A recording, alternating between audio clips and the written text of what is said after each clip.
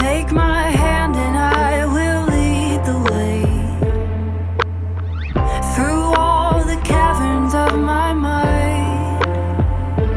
Hey friends, welcome back to another video, or if it's your first time, my name is Chelsea. And my name is Nick. And we're super excited about this particular video because we're gonna share a little bit of our long distance story, how we are now a married couple. So for those of you guys who clicked on this video and are like, is there any hope for me in my long distance relationship? There is plenty of hope for you, and we wanna show you guys exactly how it worked for us. I know we got a few comments on our last video talking about long distance, which has been a long time, where I surprised him that you guys wanted more long distance videos. So we listened just a few years later. Life is always better, ayo, ayo. We are together, ayo, ayo. We're walking on gold rays. These are the best days. Ayo, ayo. I think the most memorable times that we had together was like surprising one another, where I drove 8 or 9 hours, I think it was close to 9. Yeah, it's crazy. To go and surprise Nick on his birthday, and that was really fun. I actually missed like almost 2 days of school just to go surprise him. I still can't believe you did that. Looking back on it, it's really special to see the journey that we've been on and where we came from to where we are now and where we're going. And we couldn't have done it without that season. You have to have some kind of financial strategy to make this work. And so when I was working with my parents, I was working on their farm, I was working with their flooring company. I would take a percentage out of my paycheck because I was very serious about our relationship, and I knew that I wanted to eventually marry Chelsea, put it into a savings account, and then Chelsea also did the same things. I didn't go to Burger King or Dairy Queen or Starbucks with it. Now I can because we're married. And so when one of us would want to buy a plane ticket, which we were also super cheap on, as long as we could get to each other pretty often, probably about once a month or so for us, I think that was a good amount before we really started getting like agitated. Which happens because there's only so much time that can go on before you just kind of like desire to like physically touch and see and feel the person that you're with. Just really long to be together so much. A lot of people warned me about a long distance relationship. You're not really getting to know the real person. You are only experiencing like a small tidbit of time. It's always gonna be like la la land when you're together. That was not the case for us because I also went through a tough time of mental illness and being in the hospital. So I knew that he was like legit and like in it with me, like for me, not for like anything I could do for him or being in a relationship to be in a relationship. So yeah, that was hard. It is important to know how someone fights, how they get angry, like all those things are important. And that's what my dad always taught me, is like no matter what type of relationship you're in, long distance, in person, whatever, you gotta know what makes them tick, and don't take it to the next phase until you know that sort of stuff, because it's so important, and only that part of the relationship will only heighten as you progress. If you guys are Christians and you're wanting to pursue holiness and God in your relationship, then I found that having a long distance relationship helped with creating those boundaries for yourself and sticking to them, because you're not physically together as much. The first year of our relationship was really great. But after that, just sucked. Didn't suck, it was just harder. It Yeah. was like much harder when we were together a lot. And some of you guys will resonate to this. Sometimes when you do actually get to be together after those very long stints of being apart, all of that stuff can heighten, so you just have to be a bit careful.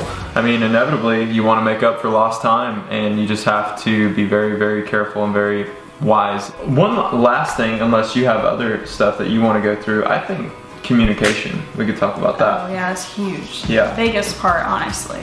Well, I made jokes to it earlier, but Chelsea and I would FaceTime just about every single day. I think. I mean, it was rare that we would go a day, especially 2 days, without having you know, at least an hour or so on FaceTime, just catching up. Hey, how did your day go? Hey, what's going on? And it's really important too that you kind of touch on the different like love languages that the person resonates with, because sometimes you can't physically be there, but you can send something that can physically be there. Or sometimes you can't physically be there to watch a show together, but you can watch The 100 on Netflix and watch a show together.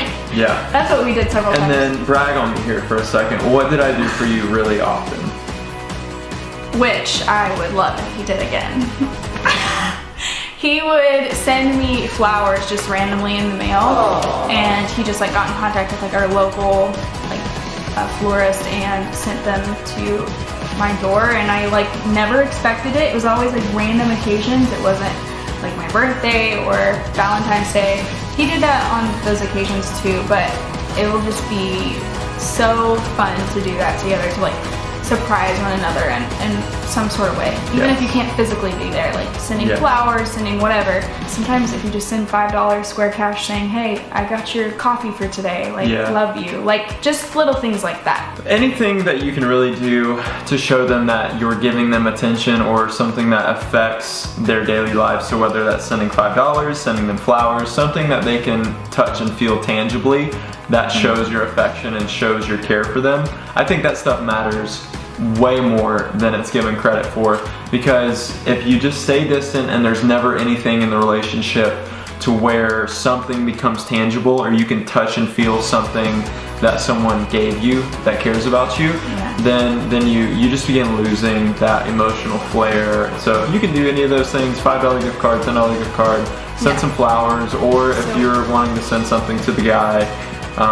it's just showing that you care. Yeah, just anything showing that you care, you have affection for them. One last thing I want to say.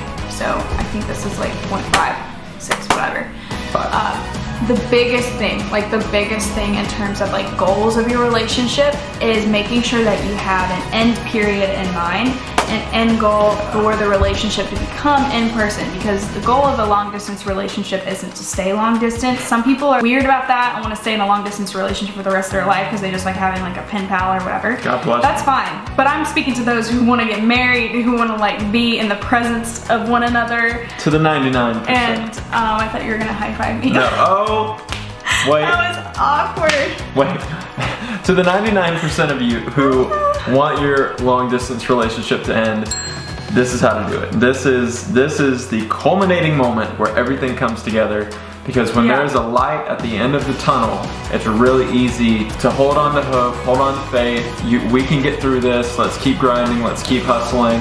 Let's keep putting money away so that we can see each other. But ultimately, you do want to have that time and moment where you sit down and you decide, hey, these are my goals for the relationship. I'm convinced that I want to get married in the future. And that's a really big thing. It's a weird conversation to start, but I think if you begin the relationship correctly, it'll just be kind of a natural path. Yeah, I mean, there needs to be some kind of light at the end of the tunnel, because it's really hard to keep going when you don't have that. That doesn't mean when you first get into a relationship or like your first few weeks or months into it that you need to be like, oh my gosh, I'm moving to Pittsburgh, whatever it is. Like, I think just knowing from the moment of being like, this is the person I want to be with, this is the person I want to invest my time in. I just think the person you end up spending your life with is worth investing in, and is worth like setting that goal for, and just really strategically working towards it. So that is one thing I wanted to harp on, and we hope you appreciated it and that you will want more like this in the future. And so just some encouragement to you, the season that you're in is necessary. It's for a reason, and you absolutely can get through it, because we did it. We know people who have done it, and it is possible. So don't lose hope, don't lose faith. Yes.